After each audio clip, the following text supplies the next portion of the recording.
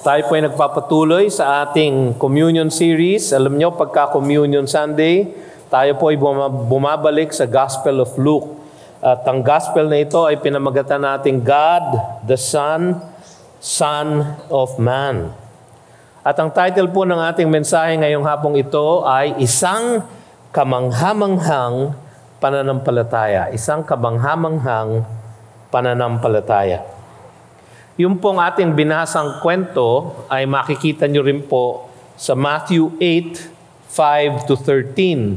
Kahit na meron pong konting diferensya at babasahin natin saglit mamaya yung konting diferensya na yon, ay halos pareho po ang dalawang account na ito.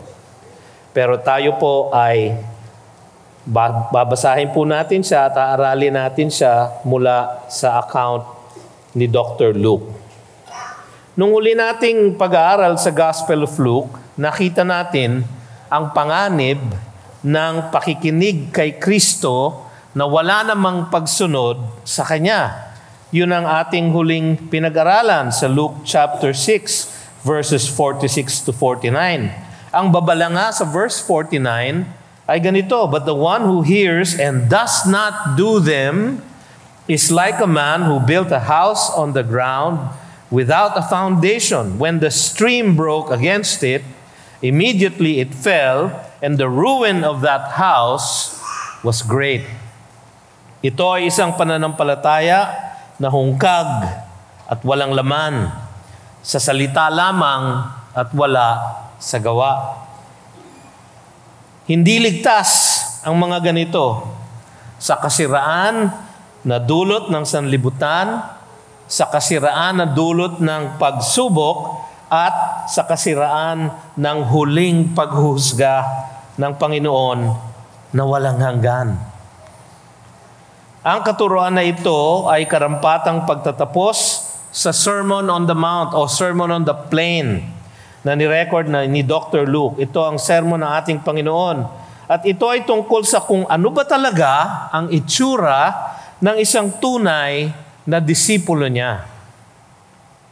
Ang salaysay na pag-aaralan natin ngayon ay tungkol sa isang kamanghamanghang pananampalataya mula sa di inaasahang kalaban ng Israel na may malasakit, may kabutihan, may kababaang loob, at higit sa lahat, may pananampalataya sa kapangyarihan ng ating Panginoon. Siya ang tumanggap ng paghanga ni Jesus at naging halimbawa ng isang tunay na mananampalataya. Tignan natin ang kwento niya. Ang una nating makikita, mga kapatid, sa verses 1-3 ay ang kahilingan ng isang centurion na may malasakit sa kanyang alipin. Ang kahilingan ng isang centurion na may malasakit sa kanyang alipin. Ang salaysay na ito ay sinunod kaagad ni Luke doon sa dakilang sermon ng ating Panginoon na tungkol sa mga tanda ng tunay na pananampalataya. Nabasa natin yun doon sa first verse. After he had finished all his sayings in the hearing of the people, he entered Capernaum. Yung sayings po ay yung sayings niya doon sa Luke chapter 6, verses 20-49. Yung po yung Sermon on the Plain o yung Sermon on the Mount. Ito ay hudyat na ang sentrong karakter ng kwentong ating pag-aaralan ngayon ay ibinibigay ni Luke na halimbawa ng isang tunay na disipulo. Isang mananampalataya na sumusunod sa mga sinasabi ng Panginoon sa sermon niya. Na ang halimbawang binigay ay isang hentil at hindi isang Hudyo ay hindi inaasahan. Naasahan natin na dahil sa ang ating Panginoon ay nagmi-minister to the Jews at ang kanyang sermon ay parang patungkol sa mga Jews, na dapat ang kanyang ginamit na halimbawa ay isang Hudyo rin, sapagkat sila ang piniling bayan ng Diyos. Ngunit hindi inaasahan, isang hentil ang ginamit na halimbawa. Ito ang naging katotohanan sa buhay at ministeryo ni Kristo Jesus, na kung sino pa ang kanyang mga kababayan, ito ay hindi lumapit at nanampalataya sa kanya. Madalas niyang sinabi sa mga Hudyo na kung hindi sila tutugon sa kanyang mga paanyaya na manampalataya sa kanya, ang mga hindi inaasahang hentil ang siyang lalapit sa kanya. Malinaw ito doon sa salaysay nitong kwento na ito ni Matthew. Ito po lang po yung diferensya ng dalawang account. Matthew chapter 8, verses 11 to 12. Meron pong dinagdag si Matthew doon na sinabi ng Panginoon na hindi sinabi ni Luke dito sa kanyang account. Ito ang sinabi doon. Matthew 8, 11 to 12. I tell you, many will come from east and west and recline at table with Abraham, Isaac, and Jacob in the kingdom of God, in the kingdom of heaven. While the sons of the kingdom will be thrown into the outer darkness, in that place there will be weeping and gnashing of teeth. So ganyan po ang naging kwento ng buhay ni Jesus, yung sarili niyang bayan, ang hindi nanampalataya sa Kanya. Ang Capernaum ay isang bayan na nasa northwest.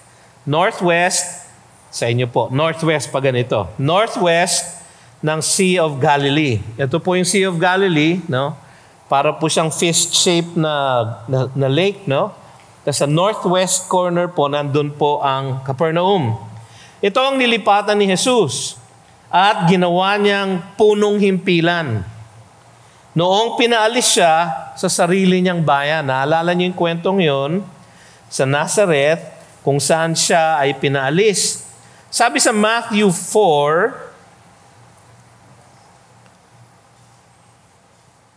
sabi sa Matthew chapter 4 verse 13, and leaving Nazareth, he went and lived in Capernaum by the sea, in the territory of Zebulun and Naphtali. Bakit siya umalis ng Nazareth? Kasi sa Luke 4:28, nung siya ay nagsermon sa kanilang sinagoga doon at meron siyang sinabi na mali sa palagay ng mga leader doon, when they heard these things, all in the synagogue were filled with wrath, and they rose up and drove him out of the town and brought him to the brow of the hill on which their town was built, so that they could throw him down the cliff. Hindi lang siya nais paalisin, nais pa siyang patayin. So kaya lumipat siya sa Capernaum. Na mayroong centurion na may 100 na kawal sa Capernaum ay indikasyon na ito ay bayan na may kalakihan at kahalagahan. So ang una nating makikita dito sa mga verses na ito ay isang di karaniwang pagmamalasakit mula sa isang taong may kapangyarihan. Isang hindi karaniwang pagmamalasakit mula sa isang taong may kapangyarihan. Sabi sa verse, now a centurion had a servant who was sick at the point of death, who was highly valued by him. Ang isang centurion ay isang leader militar ng Roman army na namumuno ng 100 na sundalo. Karaniwan sa mga centurion, ang mayroong alipin o mga alipin. Siya ay isang tao na may kapangyarihan at mataas na katayuan at katungkulan sa lipunan nila. Ang hindi karaniwan ay ang isang centurion na may malasakit sa kanyang alipin. Lalo na ang isang alipin na malubha na ang sakit at malapit ng mamatay. Ang mga alipin noon ay parang mga gamit lang na pag-aari ng kanilang mga amo. Kaya bihira ang among mababahala pa sa isang alipin na may sakit na. Madali naman silang palitan. Ngunit ang alipin na ito ay highly valued. Yung pong salitang ginamit sa Griego ay estimon. Yung po siguro ang root word ng English word na esteemed. No? Estimon. Ito marahil ay dahil mahusay siya siguro magtrabaho o may kakaibang kakayahan. O di kaya, meron siyang kakaibang kaugnayan dito sa kanyang centurion na amo. Ang salitang estimon ay maaari ring isalin na precious. Precious, mahalaga. Highly valued, kaya yung po ang translation. Precious, o isang tao na mahalaga dahil sa pagmamahal ng kanyang amo sa kanya. So merong kakaibang malasakit ang centurion na ito sa isang alipin.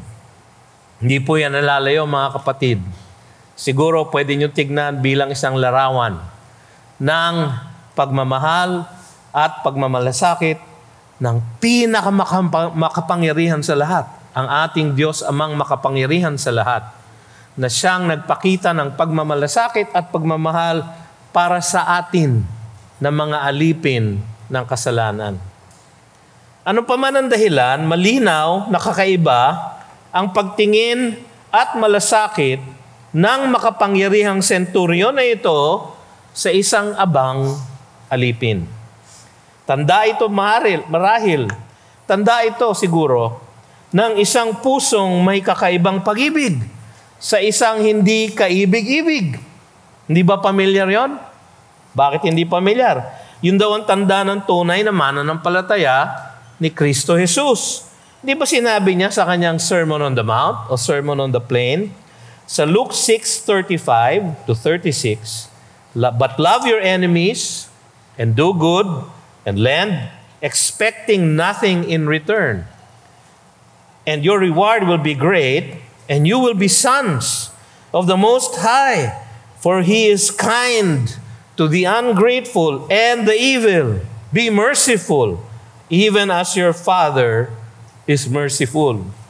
Ang naging halimbawa noon ay ang kagandahang loob nitong centurion na ito, isang Roman, isang hentil, sa isang alipin niya na malapit ng mamatay.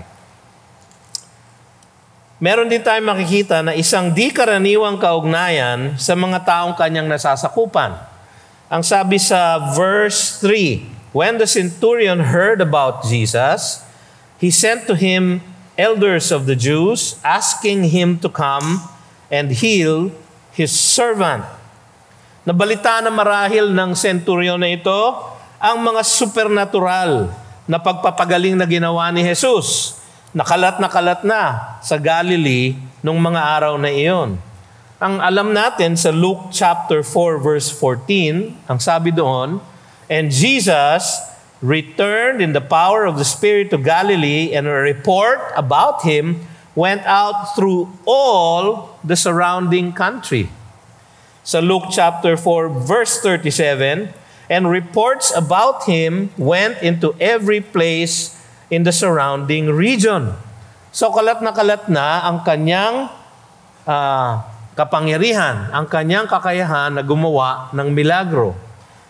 Sabi nga ni Pastor Larry kaninang umaga sa kanyang sermon, lahat ng pinakamatinding supernatural acts ng ating Panginoon o karamihan ng kanyang ginawang milagro ay ginawa niya sa Capernaum.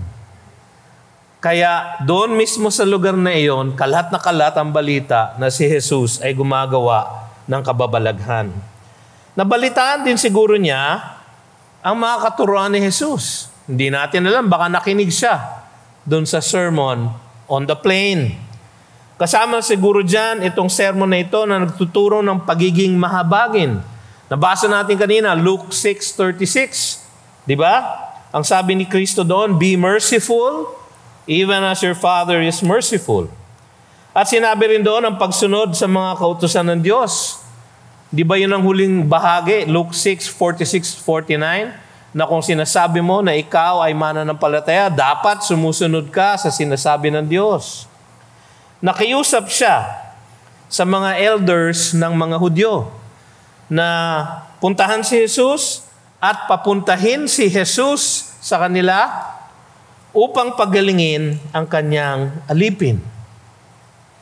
Ang pakiusap na ito siguro ay parang hindi naman kakaiba para sa isang taong mataas ang katayuan na may kapangyarihan.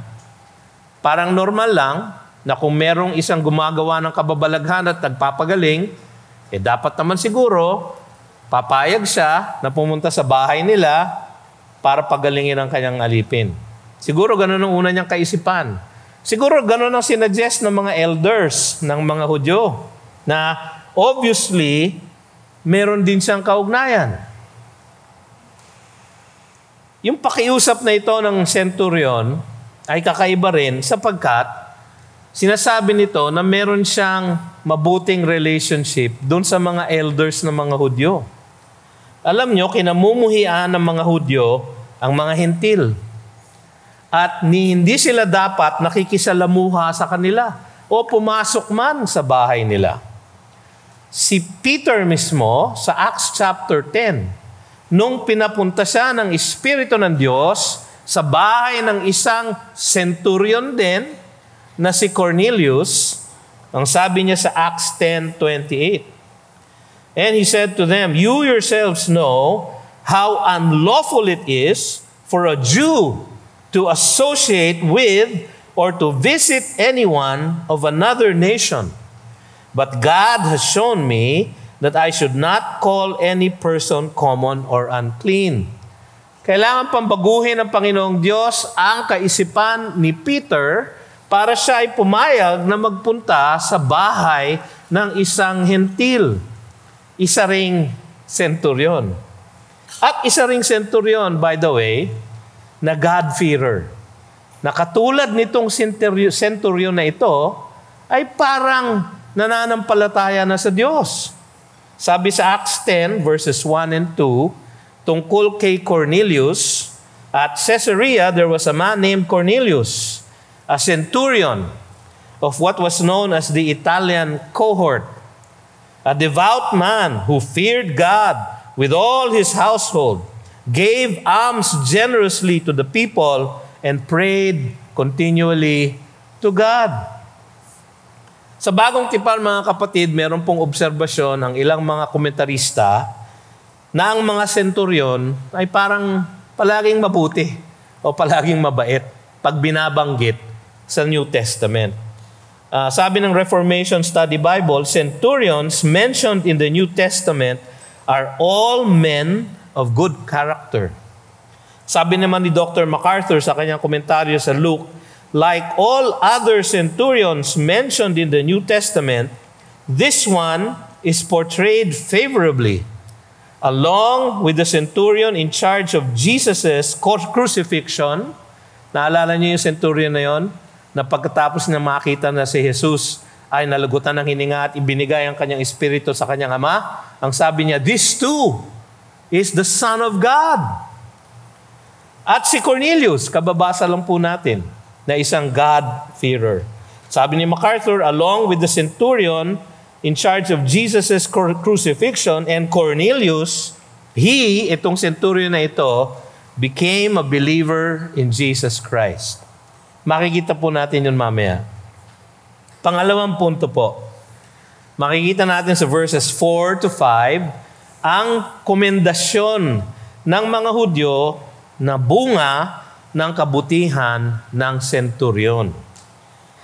Sabi sa verse 4 and 5, and when they came to Jesus, they, yung elders ng mga Hudyo, pleaded with him earnestly, saying, "He is worthy to have you do this for him." Yung centurion daw is worthy to have you do this for him. Yung pagalingin yung kanyang alipin. Bakit daw? For he loves our nation and he is the one who built us our synagogue. Kakaiba talaga itong centurion na ito. Makikita natin dito ang isang hindi inaasahang pagsusumamo para sa isang kalaban nila. Kalaban nila ang mga centurion. Makikita sa pagsusumamo ng mga elders ng mga Hudyo ang isa pang tanda ng lalim at ganda ng kanilang kaugnayan sa centurion na ito. Mas karaniwan nga, katulad ng sinabi ko kanina, ang kamuhian nila ang mga hentil. Lalo pa ang isang centurion na sundalo ng bansang umuukupa sa kanila. Nung panahong iyon ng world history, ang Rome ang prevailing na world empire. At ang Roman centurions, ang piling-piling mga lalaki ng Roman army upang isagawa ang pananakop sa iba't ibang lugar na sinasakop ng Roman Empire. So, ang centurion na ito ay hindi lamang hentil, kalaban pa ng Israel. Umuuko pa sa kanilang bayan. At ang kanyang marching orders ay equal ang kanilang inuukupahang populasyon. Ngunit dahil sa kabutihan niya, madali silang nagpunta kay Jesus. Sumunod agad itong mga elders na ito ng mga Hudyo upang ipakiusap ang sitwasyon ng alipin niya na nasa bingit na ng kamatayan. Susunod dito, makikita natin ang isang pambihirang komendasyon mula sa mga Hudyo. Kinomend nila yung centurion na ito. Kakaiba, no? Kakaiba talaga. Sabi nila, he is worthy to have you do this for him. For he loves our nation and he is the one who built us our synagogue. Makikita sa komendasyon ng mga elders na ito ang kanilang mataas na pagtingin sa ugali at pagkilos ng centurion na ito. Para nila sabihin na siya ay worthy. Tiyak, tinimbang na nila ang pagkilos nito at pag-uugali nito ayon sa batas ni Moises. Kasi para sa mga Hudyo, ang worthy lamang ay yung sumusunod sa batas ng Diyos. Datapwat, itong centurion na ito sa evaluation ng mga elders ng mga Hudyo, malamang mga religious leaders pa nila, ang evaluation nila dito, siya ay worthy. Siya datapwat ay sumusunod sa batas ng Diyos. Bakas sa kanilang komendasyon na ito, ang kanilang paniwala na ang isang tao ay maaaring maging worthy sa paningin ng Diyos, sapat upang hingin ang pabor ng Diyos. Sabi nila, worthy to have you do this for Him. Obviously, mababa ang tingin nila sa Diyos. Obviously, mataas ang tingin nila sa kakayahan ng tao. Pero alam natin mula sa Biblia na ang ating mabubuting gawa ay parang basahang trapo sa mata ng ating Diyos. Gayunpaman, ganun ang kanilang paniniwala. Maling paniniwala. Pagkatapos nilang marinig yung Sermon on the Plain, na napakataas ang pamantayan ni Jesus, ganito pa rin ang kanilang kaisipan. Na kayang abutin ng tao o kaya ng isang taong maging worthy enough para puntahan siya sa bahay at pagalingin ang kanyang alipin. Ganon ang kanilang kaisipan. Ang kanilang dahilan ay ang mga mabubuting gawa ng centurion. Para sa kanila, ang pagiging worthy ay dahil sa mabubuting gawa. Alam naman natin sa Biblia, no? Kahit na sa Old Testament, dahil sa napakahirap nga ng pamantayan ng batas, imposible ang sumunod sa batas.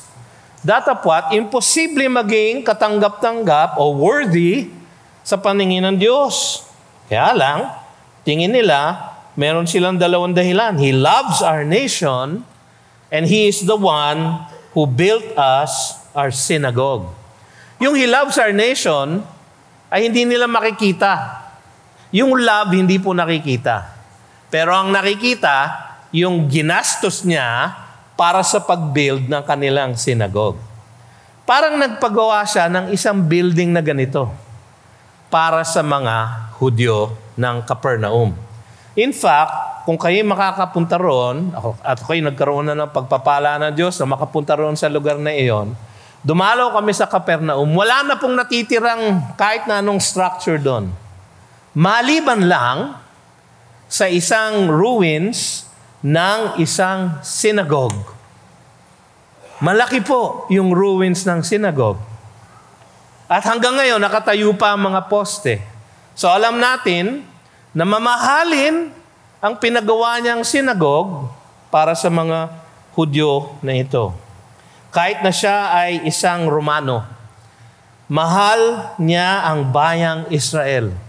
Dahil siguro sa ganda ng kanilang kasaysayan, baka nabasa na niya ang Old Testament. At dahil siguro sa katotohanan ng mga kautusan ng kanilang Diyos, nakita niya na tama ang batas ng Diyos ayon sa scriptures ng mga Hudyo. Ito tiyak ang dahilan kung bakit naisip niyang gumastos ng malaki para maitayo ang isang synagogue kung saan itinuturo ang salita ng Diyos. So siguro meron din siyang paggalang at mataas na pagtingin sa katotohanan ng salita ng Diyos. Kaya naman ang pinagawa niya ay yung lugar kung saan tinuturo ang salita ng Diyos. Pinapakita ni Luke dito na ang maling paniniwala ng mga Hudyo noon na kaya nilang gumawa ng sapat, ng mabubuting gawa upang maging worthy sa mata ng Diyos. Ngunit makikita natin na iba ang kaisipan at damdamin ng centurion. Siya mismo, iba ang kanyang kaisipan tungkol sa kanyang pagiging worthy. Worthy nga ba siya sa kanyang sariling estima? Tingnan po natin yung kwento. Number 3, makikita natin ang kababaang loob at pananampalataya ng isang may kapangyarihan. Sa verses 6 to 8. And Jesus went with them. When he was not far from the house, the centurion sent friends saying to him, Lord, do not trouble yourself, for I am not worthy. I am not worthy, sabi niya. Ang sabi ng mga Hudyo, He is worthy. Ang sabi ng hentil na ito, I am not worthy. I am not worthy, sabi niya,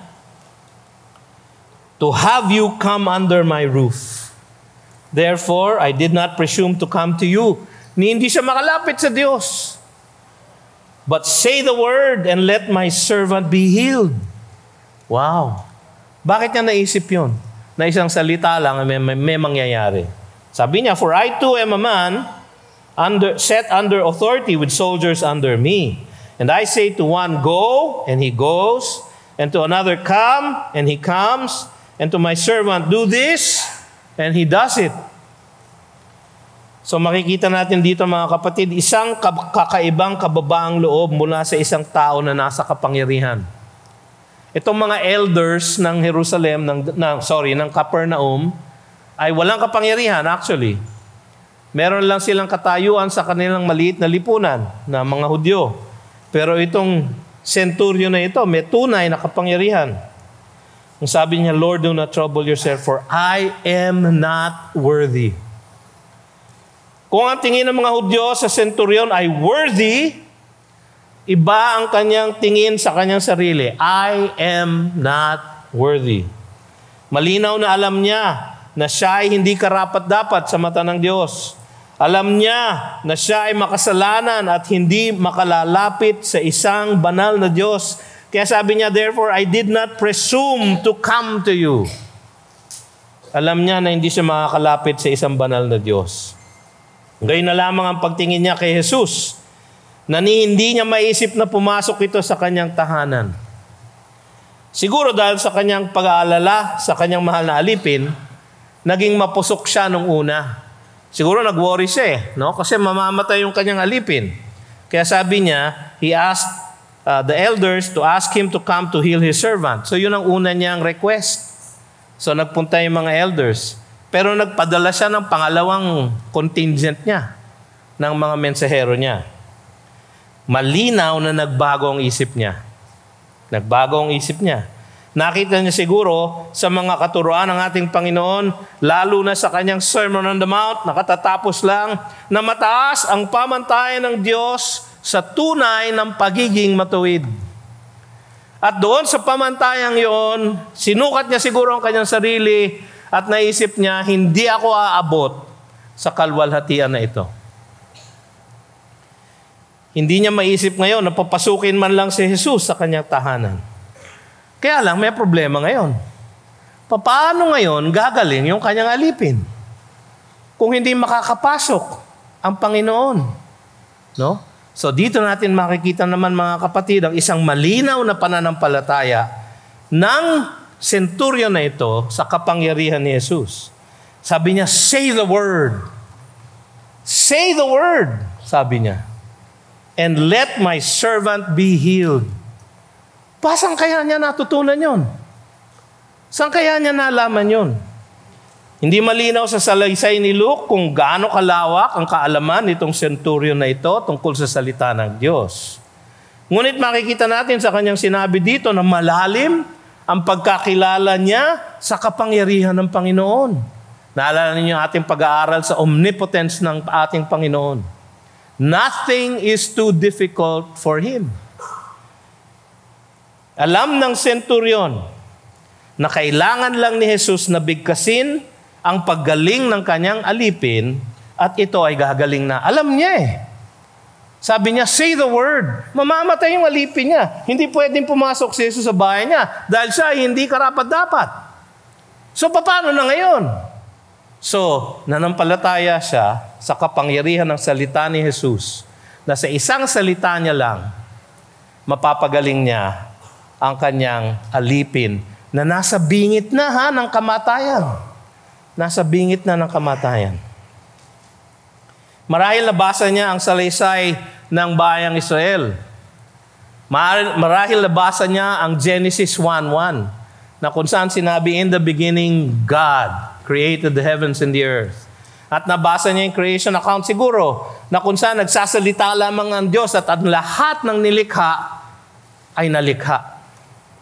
O di kaya, maaaring nalaman na niya na si Jesus mismo ay Diyos, na siya ang Diyos, na siya ang anak ng Diyos, na kanyang ipinangangaral at siguro naririnig na sa kanyang mga alagad. O mas malamang, ito ang aking hula, mas malamang nabalitaan na niya ang karanasan na isang kapwa niyang opisyal sa Capernaum. Meron siyang isang opisyal sa Capernaum din, na pinagaling ni Jesus ang kanyang anak nang hindi man lang niya pinuntahan. Naalala niyo yung kwento? John chapter 4, verses 46 to 54. Ang sabi doon, so he came again to Cana in Galilee, where he made water into wine. And at Capernaum, there was an official. So Capernaum din. Official din, hindi centurion, pero opisyal ng Roman government. Sa Capernaum din. So kasama niya sa trabaho. Whose son was ill. When this man heard that Jesus had come from Judea to Galilee, he went to him and asked him to come down and heal his son. For he was at the point of death. Pareho ng sitwasyon ng alipin ng centurion. And Jesus said to him, unless you see signs and wonders, you will not believe. The official said to him, Sir, come down before my child dies. Jesus said to him, Go, your son will live. The man believed the word that Jesus spoke to him and went on his way. As he was going down, his servants met him and told him that his son was recovering. So he asked them the hour when he began to get better, and they said to him, Yesterday at the 7th hour, the fever left him. The father knew that was the hour when Jesus had said to him, Your son will live. And he believed, himself believed, and all his household.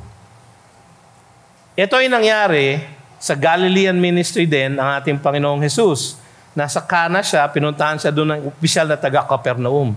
Malamang, baka nakausap nitong centurion, itong opisyal na to, hindi natin alam. Pero kung ako'y huhula, ito ang aking hula. Na siguro, sa kanilang opisina, pagkatapos mag-lunch, naikwento siguro nitong opisyal. Ano yung pare? Yung anak ko gumaling. Di ba yung alipin mo may sakit? Oh, yung anak ko gumaling. Isang salita lang ni Jesus. Di ba? Pwede, no? Pwede mangyari. Siguro ganun ang nangyari. Ano pa man ang ginamit ng Diyos na paraan upang maipahayag ang kanyang kapangyarihang gumawa ng milagro sa pagsasalita lamang, alam na ito ng centurion na ito at pinaniwalaan niya ng buong puso. Kasi hinarang na niya si Jesus. No? Kasi alam niyo, naunawaan niya ang paggamit ng kapangyarihan. Sabi niya, For I too am a man set under authority. Alam ng centurion kung ano ang nagagawa ng isang salita lamang mula sa isang nasa kapangyarihan. Alam niya sa kanyang pang-araw-araw na pagtupad ng kanyang tungkulin bilang pinuno ng 100 na soldiers. Isang salita niya lang, nangyayari ang kanyang nais na mangyari. At meron siyang absolute power. Hindi pwedeng sumagot, tumanggi, mag-question ang kanyang mga sundalo. Kung saan sila papuntahin, doon sila pupunta. Kung ano ang kanilang gagawin, yun ang dapat nilang gawin. Alam niya yon.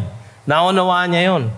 Kaya alam niya, sa isang salita lang ni Jesus, kung siya nga merong ganong kapangyarihan, gaano pa itong si Jesus na anak ng Diyos?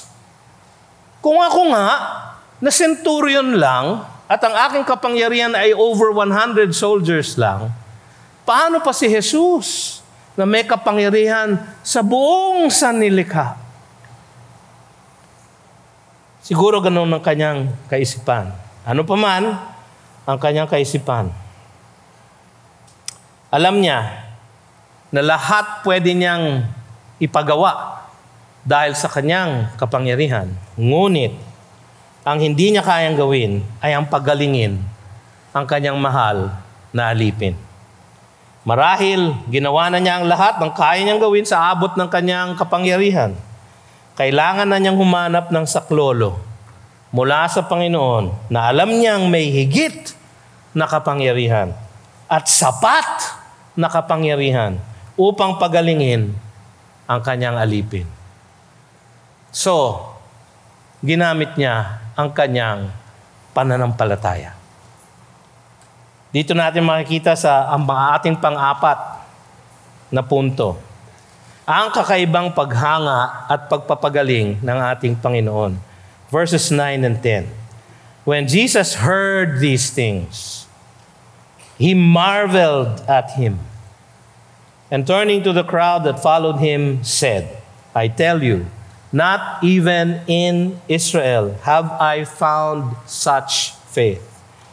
And when those who had been sent returned to the house, they found the servant well. Isang komendasyon na may pagkamangha mula sa Panginoon. Kakaiba ito. Itong salita na ito, marveled. He was amazed. Itong salita na ito ay 2 beses lang ginamit sa New Testament. Ito yung isa. Nakarating ang mga lingkod ng centurion kay Jesus at sinalubong siya sa daan. Si Jesus naman, makikita nyo, na kapag kailangan ng tulong niya, siya'y agad-agad natutulong. Ganyan ang ating Panginoon. Ganyan ang puso ng ating tagapagligtas. Na kung tayo tatawag sa Kanya, agad-agad siya ay tutulong. Hindi siya magdi-delay. Kung siya man ay mag-delay, meron dahilan. No? Ngunit sa pagkakataon na yun, habang siya ay papunta, inawat siya ng mga tao ng centurion. Namangha si Jesus doon sa pinasabi ng centurion sa kanyang mga tao. Sabi ng Biblia, 2 beses lang ginamit itong salita na ito. Yung una, o yung isa, ay sa kawalan ng pananampalataya ng mga kababayan niya sa Nazaret. Mark chapter 6 verse 6, pagkatapos nilang hindi manampalataya, ang sabi doon, and he marveled because of their unbelief. Yun yung isang gamit. Yung isang gamit ay dito. So, ang kaisa isang positive na gamit ng salitang marveled ng ating Panginoon ay dito sa centurion na ito. Wala siyang ibang kinomend na pananampalataya. Hindi si Pedro, hindi si Juan, hindi si James. Hindi kahit na sino sa kanyang mga apostol. Kundi isang hentil, isang Romano, isang centurion na sumasakop sa kanyang bayang Israel. Na nagpakita ng pag-uugali at pagkilos na naaayon sa kanyang kautusan. Dahil alam natin, mula sa ibang bahagi ng Bagong Tipan, na ang tunay na pananampalataya actually ay nagmumula sa Diyos. So bakit kaya nagmarvel ang ating Panginoon? Na tila siya ay nasurpresa dito sa pananampalataya nitong centurion na ito. Alam naman natin sa ating series sa Attributes of God na ang Diyos ay omniscient. Bago mo pa gawin, alam na niya. So natitiyak ko na yung kanyang omniscience ay nasa kanya pa. Alam natin sa Ephesians 2:8 and 9 na ang pananampalataya ay hindi sa atin galing, kundi it is a gift of God, not of works, so that no man can boast. So, kung tunay ang pananampalataya ng centurion, yung pananampalataya niya ay hindi galing sa sarili niya, kundi bigay sa kanya ng Panginoon. Bakit nagmarvel si Jesus? Palagay ko, at mukhang malinaw naman, na kaya nilagay ni Luke dito na ang Diyos ay parang humanga, namangha. Dahil dito marahil ay para maipahiwatig lang ng Panginoon sa mga babasa ng kwentong ito na ang pananampalataya ng centurion na ito ay tunay at totoo. Kaya naniniwala ako mga kapatid na masasalubong natin itong centurion na ito sa langit. Sapagkat alam ni Jesus na ang pananampalataya niya ay totoo. Ngunit paano niya maibabahagi yon sa ating lahat? Paano malalaman ng ibang tao? Paano malalaman nung babasa ng Luke na yung faith na iyon ay totoo? At kung totoo, galing sa Diyos. Paano malalaman? Kailangan magpakita ang Diyos ng pagkamangha. At yun marahil ang dahilan kung bakit dito tila namangha ang ating Diyos. Sa isang pananampalataya na siya mismo ang may bigay. Siya mismo ang may bigay. Bukod tangi ito sa kawalan ng pananampalataya ng mga Israelita. Yung mga Israelita, ang worthiness ay dahil mabubuting gawa. Para sa isang, I am not worthy, sabi niya. Dahil hindi ka makakapasok sa aking bahay, pananampalatayanan ko na lang ang kapangyarihan mo. Magsalita ka lang, gagaling ang aking alipin. At gano'n na nga ang nangyari. Siyang makapangyarihang pagpapagaling, katulad ng paniwala ng centurion, gumaling ang kanyang mahal na alipin sa isang salita lamang ni Jesus.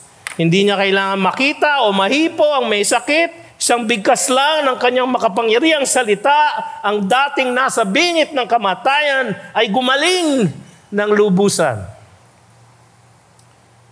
Ang ganitong milagro ay nangyayari pa rin sa ating kalagitnaan ngayon. Dahil ang lahat ng pagpapagaling, mga kapatid, ultimately ay nagmumula naman talaga sa ating Diyos. Kahit na ito ay isinasagawa niya sa pamamagitan ng mga doktor o ng mga gamot. Ultimately, ang lahat ng pagpapagaling ay binibigkas ng ating Panginoon para sa kanyang kalwalhatian. At mga kapatid, ang pinakamalaking milagro ay ang milagro ng buhay nitong centurion na ito. Paano kaya na ang isang hentil na outside of the commonwealth of Israel, sabi nga ni Paul, na malayo sa mga katotohanang ibinahagi sa Israel, paano kaya na ang isang hentil ay nagkaroon ng pananampalatayang kamangha-mangha? Mga kapatid, ang malasakit, kabutihan, kababang loob, at pananampalataya ng isang centurion ay nagresulta sa paghanga ng Panginoon at sa mirakulong paggaling ng isang mahal na alipin. Mga kapatid, manalig na tayo sa Kanya upang makita rin natin sa ating buhay ang pagbabago na Siya lang ang magbibigay. Manalig na tayo sa Kanya, mga kapatid. Kung kayo'y naririto ngayon at ngayon nyo lang naririnig ang ebanghelyong ito, ang mabuting balita na ito, mayroong kaligtasan kay Kristo Jesus. Isang salita niya lang at maaari niyang buhayin ang inyong patay na kaluluwa. Isang salita niya lang at maaari niyang ipagkaloob sa inyo ang buhay na walang hanggan. Isang salita niya lang at maaari niya kayong buhayin muli, maging born again, upang kayo ay manalig sa Kanya. Nawa, mga kapatid, makita rin sa inyo sa araw na ito ang kamangha-manghang pananampalataya na alam naman natin, nagmumula rin sa Kanya para sa Kanyang kalwalhatian. Tayo saglit na manalangin habang tayo ay maghahanda ng ating mga sarili para sa banal na hapunan. Tayo po ay mananalangin. Samahan niyo po ako sa panalangin. O Diyos na makapangyarihan sa lahat, sa oras na ito, maraming salamat po sa inyong mensahe sa amin. Maraming salamat, O Diyos. At kayo'y namangha sa isang pananampalataya ng isang senturyon. Isang hindi inaasahang mananampalataya. Isang kalaban ng inyong piniling bayan. Isang tao na malayo sa inyong mga pagpapala. Ngunit, O Diyos, walang malayo sa inyo. Walang tao na na hindi ninyo maaabot. Walang kasalanan na hindi ninyo kayang hugasan. At Panginoon, ngayon nga sa araw na ito, nagpapasalamat din kami dahil aming aalalahanin muli ang inyong dakilang sakripisyo sa krus para sa aming kaligtasan. Nawa sa aming pagninilay-nilay at pag-aalala ng inyong ginawa sa krus ay mabuhayan ang aming kalooban at magkaroon kami ng paghihikayat na ipagpatuloy ang aming paglakad sa inyo sapagkat ang aming pananampalataya ay hindi nagmula sa tao, hindi nagmula sa amin, kundi nagmula sa inyo. At dahil dito, ito ay tunay ngang kamangha-mangha.